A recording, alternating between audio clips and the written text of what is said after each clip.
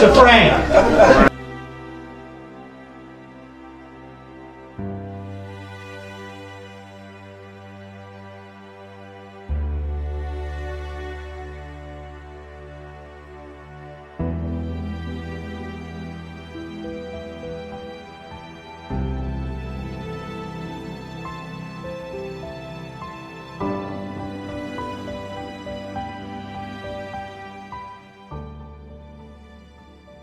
Good afternoon to you, and welcome to Roberts Creek Little Legion.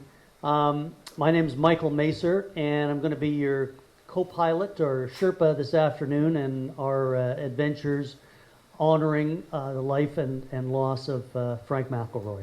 So welcome, and we got quite an afternoon's lineup ahead of ourselves. Your prayers are welcome to the IT gods to help Heather out here restore video and audio coverage to the video presentations that she's been working on and toiling on today. Not quite there yet, I see. So with respect to some housekeeping issues, if you're just new here, the bathrooms are right over here, and feel free to use them at any time. You don't have to feel obliged to sit there, or you don't have to ask any permission for that. You don't have to put up your hand, yeah.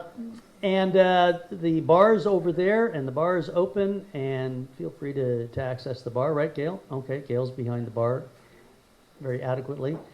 And maybe you'd remember to turn off your cell phones at this time. Yeah. There's food over here, and that's for a little later in the afternoon. And also say, if you've, it is a little hot and muggy in here, and given the tenor of the afternoon, subject of our event, if you feel so inclined that you need a little bit of a break, please, it's a self-care environment as well. You might find it very restorative outside, communing with the beautiful cedar trees. And where are those tissue boxes again, Heather? Are they standing by? Oh, you have to fend for yourself. Self-care if you start to, if emotions check in for you in a big way. So we're going to get underway now and hope for the best with this a little later. There's a break coming, and open mic session will follow the break. But I guess what I would say, I welcomed you here. This is the third Circle of Life celebration or event to honor Frank. That first one happened in Dave Moll's Labyrinth in August 2006, the event of Heather and Frank's wedding. They renewed those vows 1 year ago, last year, for the 12th wedding anniversary. So this is our third celebration event for Frank.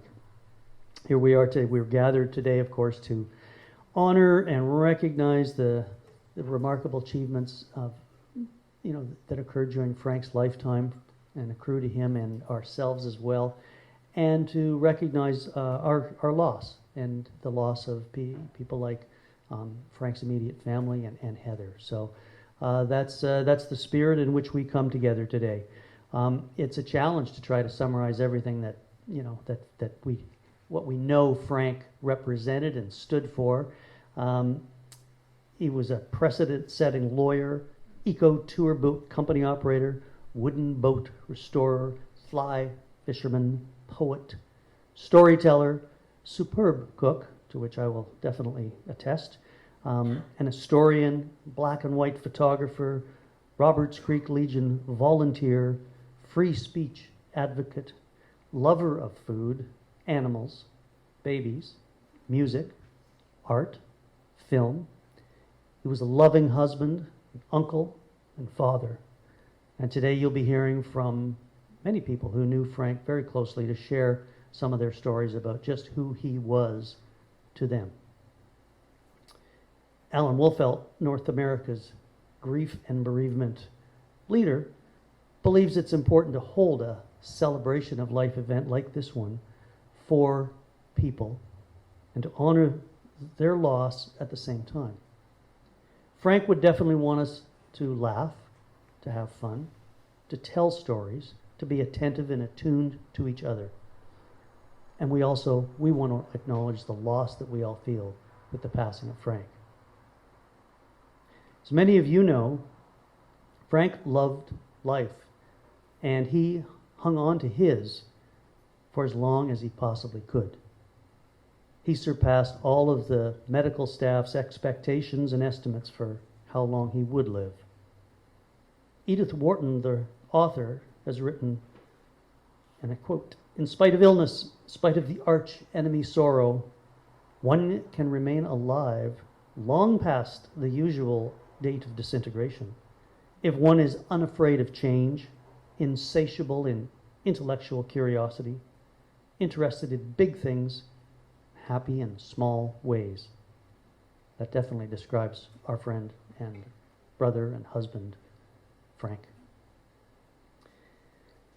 With that said and our event introduced, I'd like to invite Frank's brother, Don McElroy, to come up and say a few words. So Frank was my brother, my big brother. We knew each other longer than we knew anyone else, almost 62 years exactly. We were all unique, but Frank was a pretty unique person right up until the end. I think he did most things his own way. After Frank died, I posted something on Facebook to let my Facebook friends know.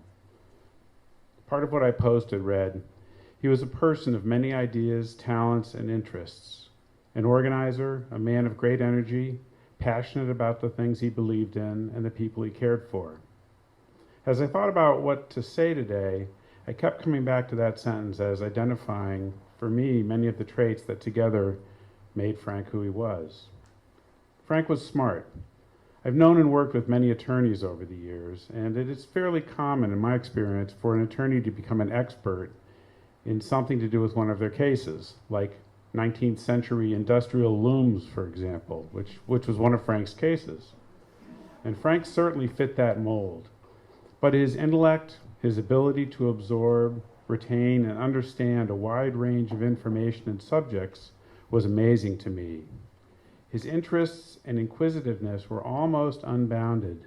The best planer to use, how to sharpen a saw, bending ribs for a boat hull, components of Indy race cars, recipes and cooking techniques, film noir, photographic techniques, fine art, antique furniture, books and more books, repair of everything, and on and on. He always seemed to me to be a student, probably a graduate student. He was always looking for more. Regarding his intellect, a real difficulty for me personally occurred the first time that I came to the Sunshine Coast after Frank got sick. Heather and I freed him from the hospital, and there were two pretty big shocks for me. One, Frank looked like he had aged 20 plus years since I had last seen him. And two, and even more of a shock for me, was that Frank had some cognitive issues at that time. To see confusion, memory issues, and scattered thoughts from the smartest guy in the room was at first very tough. Thankfully, Frank regained much of his mental abilities, and he was very much Frank for most of his remaining time. Frank was talented with his hands. He knew it, but he was pretty self-effacing, at least with me. He could build things, real things. He could turn wood on a lathe. He made a finial for a gazebo in one of our town parks. Who even knows what a finial is, let alone how to make one? He could expertly plaster a wall, rebuild an engine, join wood, whatever. When his kids were young, he designed, fabricated, and decorated 3 wooden, kid-sized picnic tables, perfect for a kid's birthday party. Not only were they cute and sturdy and finished appropriately so nobody got splinters, but they were constructed using hinges and slots so that they could be easily assembled. When dismantled, they would store flat, taking up almost no room. They were tremendous. I was in awe. Frank was passionate and committed. He was willing to stick out and stand up. Professionally, as a litigator and a paid, hopefully, advocate, Frank was, of course, committed and passionate on behalf of his clients. With his energy and intellect, he was also passionate and committed for numerous causes. In one local neighborhood development issue, Frank spent many hours on legal and marine research. Some of the information regarding tides and land use dating back into the 17th century. He was also the driver in organizing and rallying the neighborhood to oppose the development that he was convinced and argued was not on sound legal and zoning bylaw grounds, and which would eliminate a section of historically marine usage waterfront property from marine usage going forward. Frank was the energy, spokesperson, and focal point behind the opposition effort. And this is really one of quite a few examples. Interestingly, during my visits to Roberts Creek, Frank spoke to me about development issues in Gibson's, Roberts Creek, and Seashell areas, another recurring theme for him. Frank was an idea person and an organizer, as an adult and as a kid. I understand that he helped organize music nights here at the Legion. Countless times when we were kids, as well as later on, there would be a, we should build, or let's make. He would make drawings to support the project, really good drawings. At 12 or 13, Frank and his friend Craig built a hut in Craig's backyard. But hut really isn't a fair term. It was completely weather-tight. It had window openings and shutters. It had a raised floor, and of course, a precisely fabricated, perfectly hung door. There were many other joint projects, large and small. Construction of a snow sled track through the woods behind our boyhood home, an uncompleted, unfortunately, attempt to get a 36-foot mahogany US-1 sailboat rehabilitated and back in the water. We also looked seriously into starting a brew pub in the Boston area during the 80s. Frank was my big brother. Always. I turned 62 in March, and Frank would have been 65 August 27. When you're younger, 2.5 years can be quite a large gap. But we were together quite a bit as kids, both at home and on family trips. Before one of my visits here to Roberts Creek, I made a slideshow out of some of our family trip photos. Many pics of Frank and I at the Grand Canyon, near the Golden Gate, in London, in Paris, etc., or skiing. Last winter, Frank, Heather, and I had a fun evening viewing the slideshow while trying to figure out locales and ages.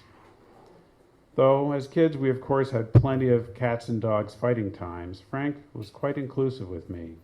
Sometimes, I'm sure it was because having an assistant would be useful. But I also think that he really relished collaborative efforts. That's something that showed up again and again in his life. One particular Big Brother event that I recall is that Frank turned me on to FM radio. It was in 1968 or 69, I think, and it was way beyond the AM dial. I already knew and liked Jimi Hendrix at that time, but Cream, Steve Miller, Traffic, The Doors, beyond Light My Fire, Steppenwolf, wow, there was so much more, a whole nother world out there. As adults, 2.5 years is nothing. Yet the Big Brother role remained. He was hugely supportive and encouraging to me and unwavering and unconditional in his love. Frank's supportiveness could be over the top at times. I have overall a pretty good self-image, but sometimes I would think, well, I'm perfectly fine, but I'm not all that. But again, Frank's passion.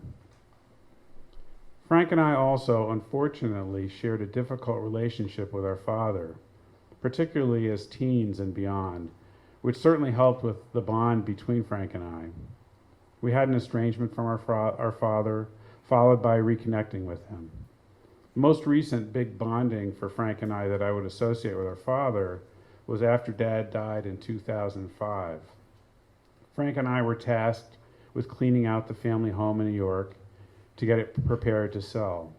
It was a pretty large house, and it was filled, completely filled from top to bottom. There's almost no way to convey how much stuff was there. But we did fill 9 dumpsters. 9 dumpsters, honestly. One night I threw out 13 dictaphones, if anybody knows what those are. Anyway, the point of this is that it was an enormous job. Neither of us lived in the area. We both had lives, jobs, etc. But we also knew that there were some valuable as well as sentimental items that we hoped to find. Frank and I both trusted that we would each do as much as we were able to trusted that we would be fair about effort and finding and keeping things, and honest about finding valuables. I know siblings who stopped talking for years after that kind of an estate process. Our experience, thankfully, was quite the opposite. There were just zero trust issues, and we did find the things that we'd hoped to. But 9 dumpsters, there's just no way. Now we come closer to the present. I was fortunate to have many visits with Frank in the year plus before he died. I feel very fortunate that I had the resources to travel and that my workplace was supportive of my absences. Mostly, I feel fortunate for the time and visits that Frank and I had. Whether it was just quietly being in the same space or watching a movie or in deep conversation, it all had value, and I hold these visits close to my heart. Both of the final 2 visits I made, we expected to be the last. In many ways, I was given a gift at that time to be able to say goodbye twice. The first time, I was sure that Frank was going to die soon, and we talked about impending death and hugged and said that we loved each other and would miss being together. And we said goodbye. Then, after 2 weeks, Frank was still around, still eating, so I thought, I guess I should go west for another visit, and I did. So not only did I get the gift of many fully engaged visits, I got a whole extra visit for another goodbye. Frank and Heather had a life here in beautiful Roberts Creek, where Heather was already living when they found each other. For my first visit, I was touched by the caring, supportive community here. People stepped up, providing meals and visits for an extended period of time. I understand that a number of the meal volunteers were acquaintances, not close friends, yet they made the commitment. It was really impressive to me. Though the list is incomplete, friends of Frank's who I got to know quite a lot during my visits, Kevin, George, Patrina, Hans, Denise, Michael, were a huge support and source of positive energy. Michael, I fondly remember, I think it was in May, and it was in hospice, that Frank said at one point, a Guinness would sure taste good. And you went right out, got some Guinness, and we had a little tasting in the hospice, and it was really a sweet, sweet moment. For me, personally, Hans, Denise, and Rex have been a great support and gave me a welcoming home away from home here in Roberts Creek that I can't be grateful enough for. You've been so generous to me. Frank was in hospice for 9 weeks. 9 weeks, and Michael raised this before. He went in his own time, confounding at times the doctors and other caregivers. Frank was fortunate to get a hospice bed at the Shorncliffe facility, as there are very few hospice beds available on the Sunshine Coast. The staff was caring, supportive, and understanding. And after speaking with the staff and seeing Frank's interactions with them, it was obvious to me that Frank had touched a number of staff members in a meaningful way. Heather, you've been down an incredibly long and difficult road, and I just want to acknowledge that. Caring for and being with Frank, marshaling and organizing support for him, getting Frank's memorial bench while he was still alive, advocating with health care providers, pushing on the citizenship process, carrying the burden on most everything for such a long time. Thank you. No one can fully understand or feel what you've been through, what you've given, or ultimately the pain and grief of your loss. The love, respect, and interest that you and Frank had for each other were so apparent and clear, and I'm so happy that you found each other. One last thing to Frank, I miss your spirit and your love. Thank you.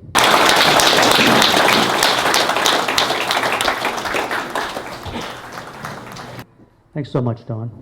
Your words are very powerful and potent and deeply received by all of us. Welcome back to Roberts Creek. Welcome also to your partner, Susan. And you're around for a few days, I assume, and maybe people, if you haven't yet said hello to Dawn. He's around. Oh, thanks for coming. Thanks for your words. Want to say that there are still some seats up here. If I see people standing back there, just so you know.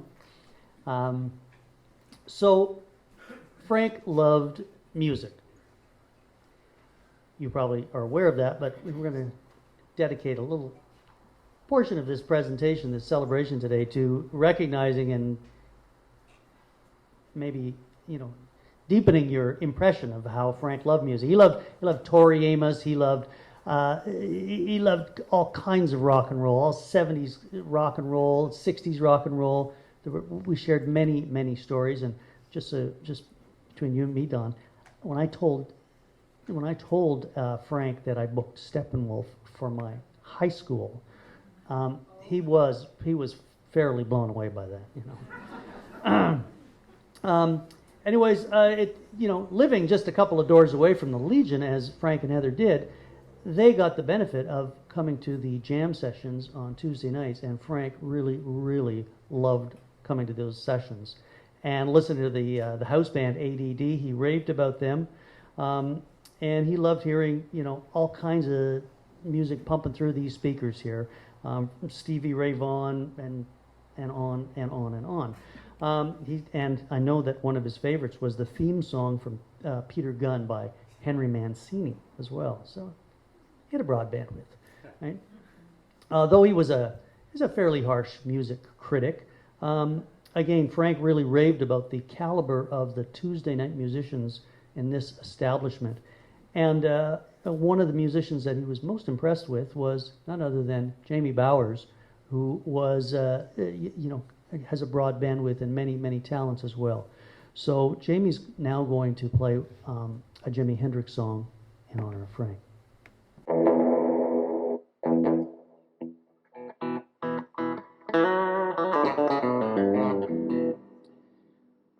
I just want to say how honored I feel, truly honored to be here, and for Heather to invite me.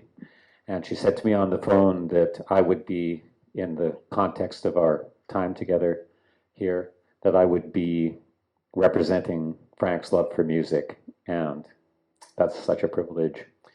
I really appreciate that so much.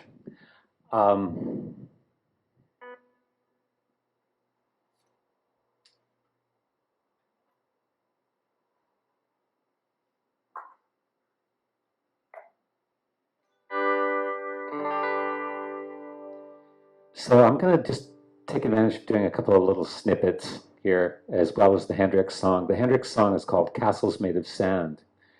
Actually, I got a couple of things I wanted to say. One of them is, you guys, I think a lot of you knew Frank really well over a long period of time. I only met him and had a chance to talk to him about 3 or 4, maybe 5 times here. And we tried to get together for a dinner, but unfortunately we couldn't pull it off. Life is so busy for so many of us, and that's certainly true of Frank and Heather. So anyway,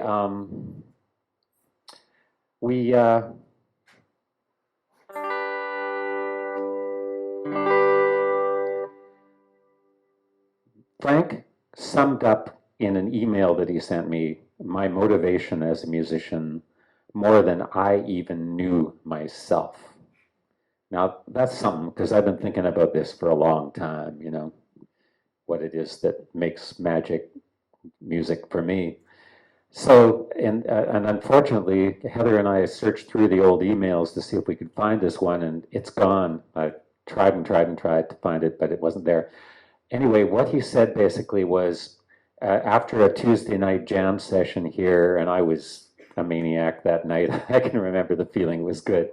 We were playing hard and having a really great time. And Frank was sitting over there near where you were, Don. And I remember when I played some riff, I went down and kicked the guitar up on my leg. And I could hear on the video Frank laughing, on that moment. Because every time, and Don and I were talking about this earlier, about the magic of when you hear something that really tickles you, you'll actually laugh, right? And his laugh on that tape, I'd share with you guys if you want to see that little video snippet.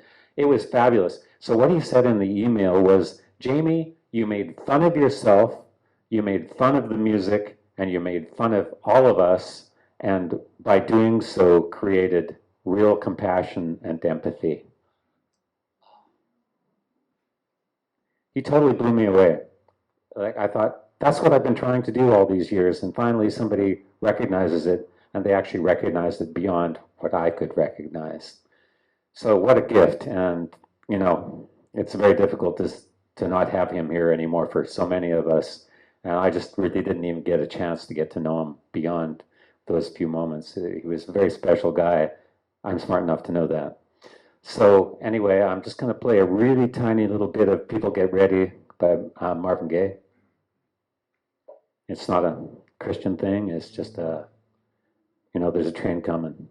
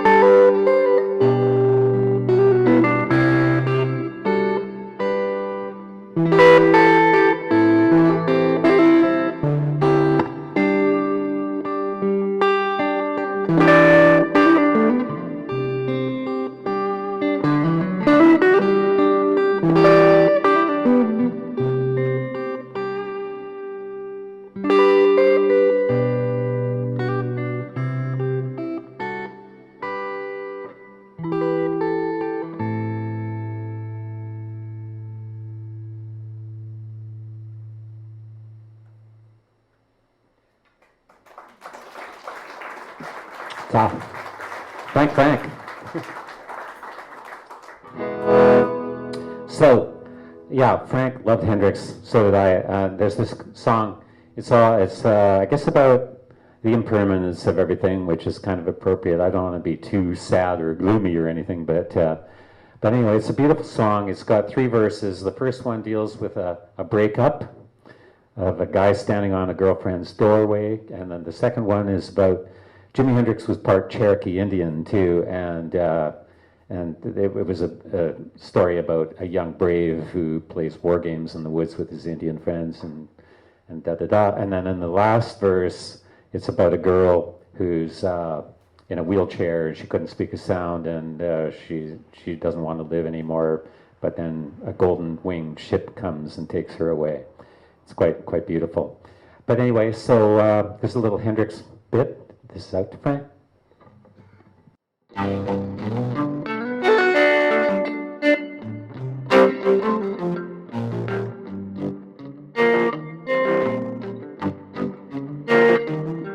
Down the street you can hear her scream, "You're a disgrace!" And she slams the door in his drunken face. And now he stands outside, and all the neighbors talk and gossip and drool. He cries, "Oh girl, you must be mad. What happened to the sweet love you and me had?" Against the door he leans and starts a scene. His tears scald and burn the garden green. And so castles made of sand melt in the sea. Eventually, young Indian brave who before he was 10 played ball games in the woods with his Indian friends, and he built a dream that when he grew up he would be a fearless warrior, Indian chief. Many moons passed and Butterbean grew strong, till tomorrow he would sing his first war song and fight his first battle, but something went wrong. Surprise attack killed him in his sleep that night. And so castles made of sand melts in the sea. Eventually,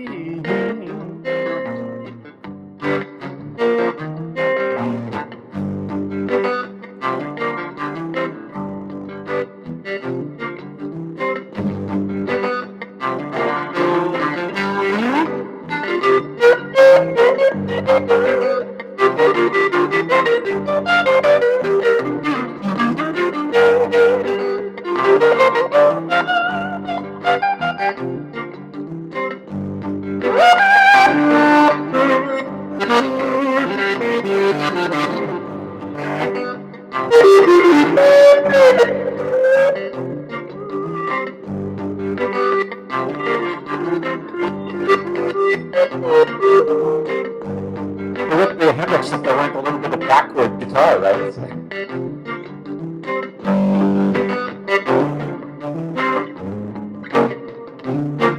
There was a young girl whose heart was a frown. She was living for life and she couldn't pick a sound, and she wished and prayed that she could stop living. So she decided to die. She drew a wheelchair to the edge of the shore, and to her legs she smiled, "You won't hurt me no more." And then aside she never meant to see, look, a golden winged ship is passing my way. And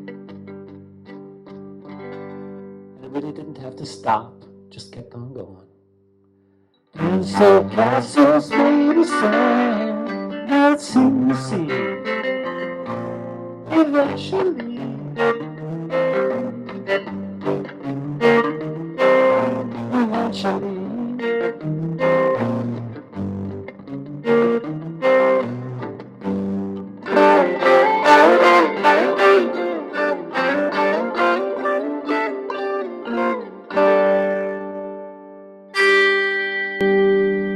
thank you.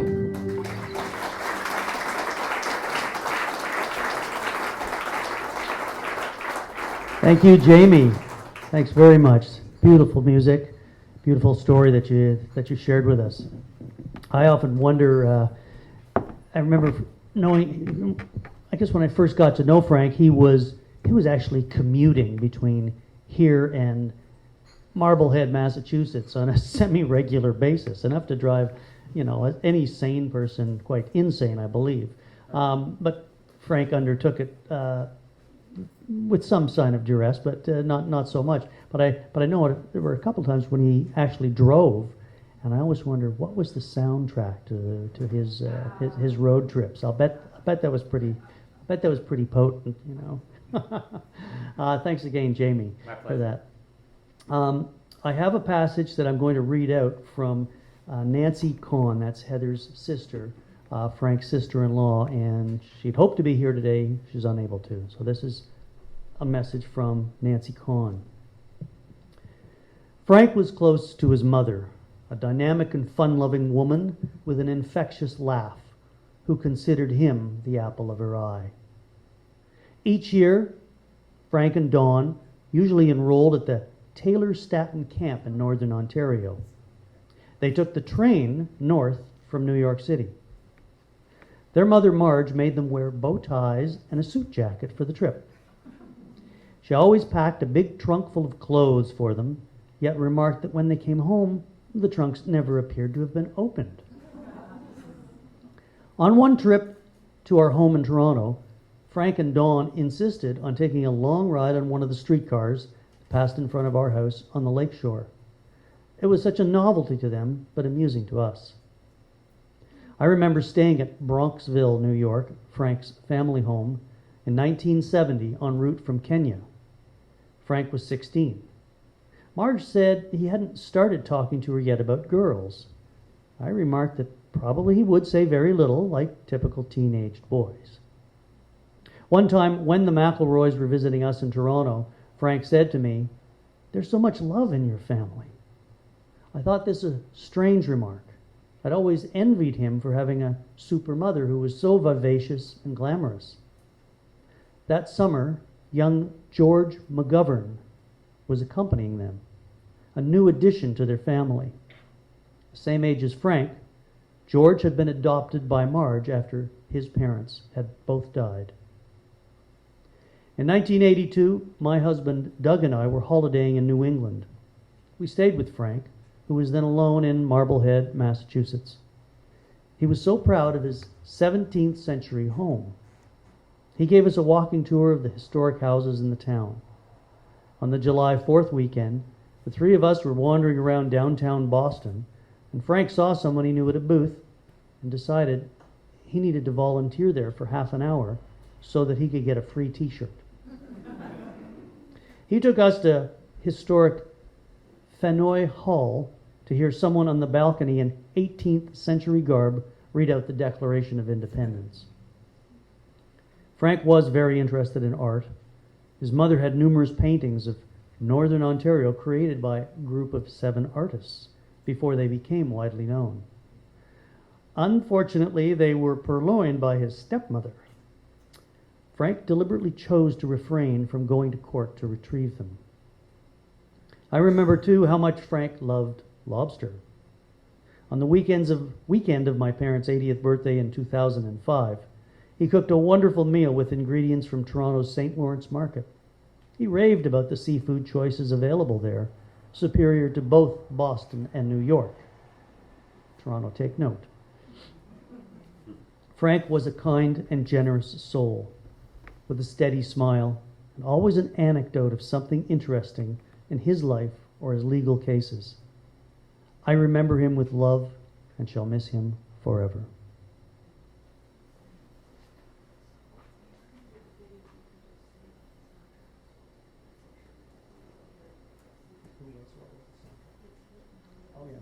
Oh yeah, right.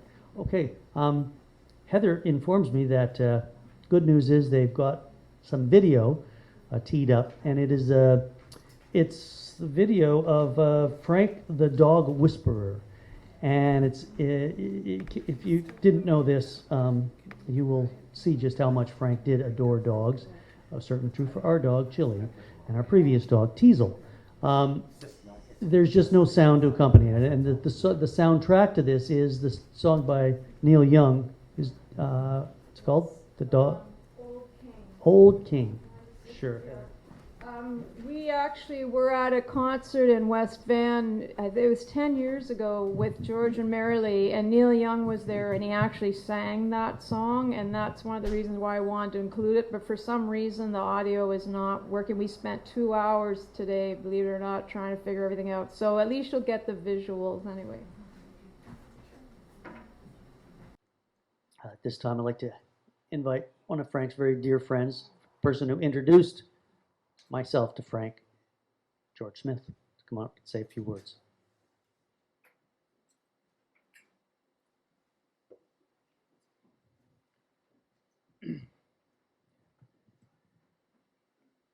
Hi, everybody, and Heather. I just want to thank you for giving me the opportunity to say goodbye to Frank this way. I'm wearing this garb here because I thought Frank would appreciate it. There's no way in hell I'm mourning my relationship with Frank, my knowledge of Frank. He was one of the most exceptional people I have ever met. An enormous brain, as Dawn had pointed out, and a hell of a lot of fun. So this is my happy stuff. So I'm here to say thanks, Frank, and it was a good time. It was pretty rough at the end, but boy, did he ever know how to handle that experience as he took 1.5 years to pass away.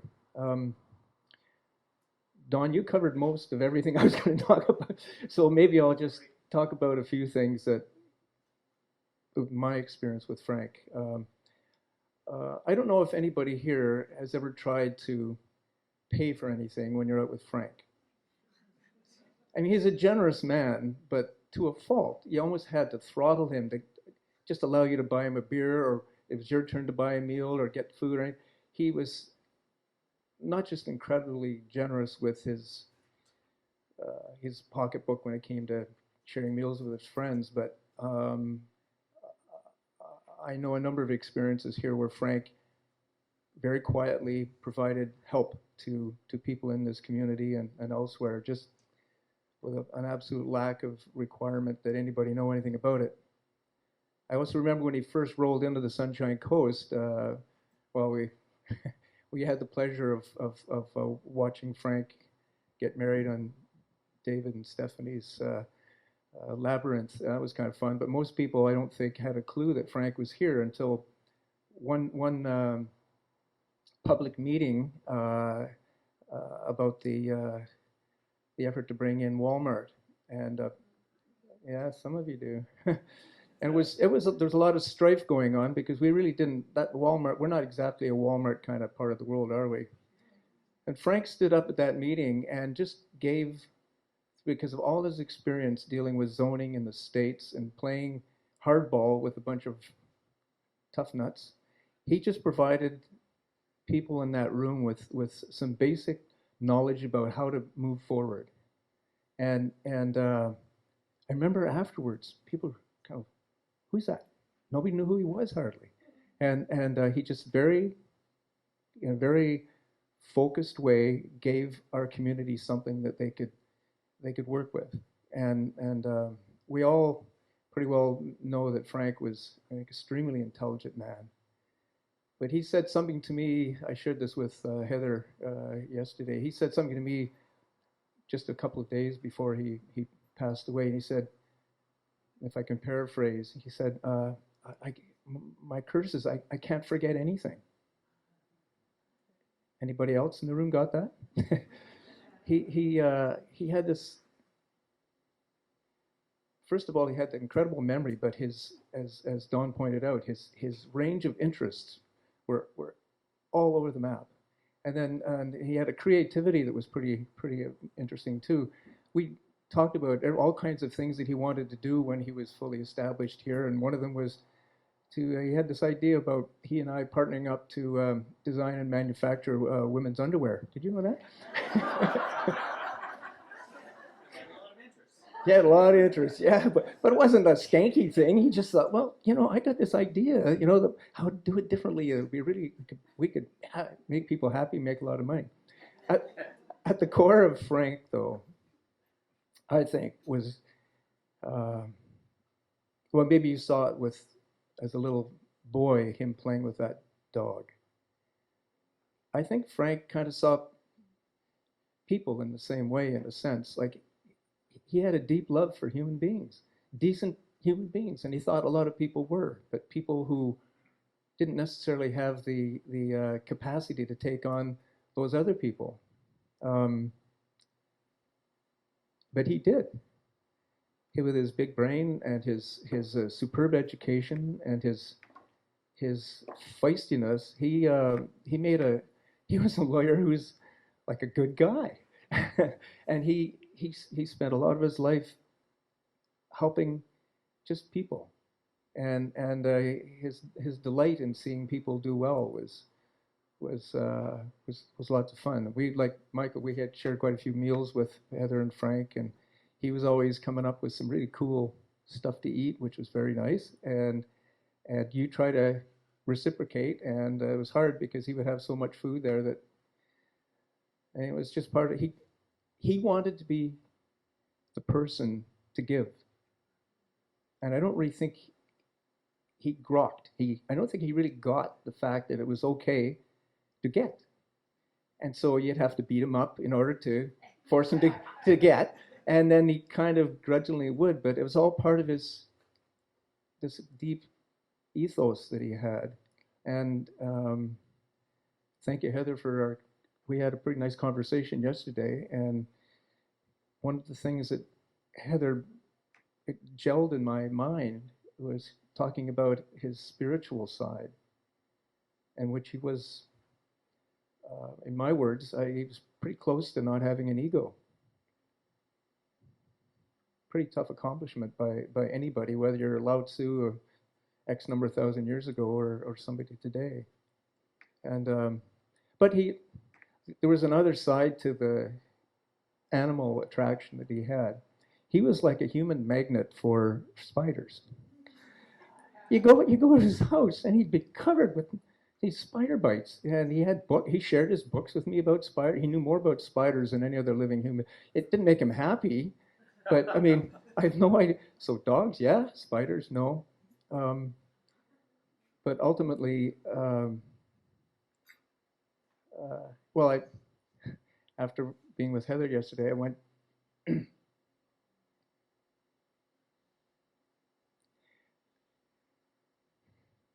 I went down to sit in his bench. You know, that off to the Cosmos bench that's out there on the pier. And I thought, well, this will be good. Because Frank's been in my head now for a couple of weeks, and I had no idea what I was going to say, but Don said it anyhow. But I went to sit in the bench, and there were a couple of old folks sitting there kind of spooning, right? And I thought, perfect. Frank would be absolutely delighted. Who cares about me? There's a couple of people kind of being in love with each other on his bench as Frank goes off into the cosmos. Thank you.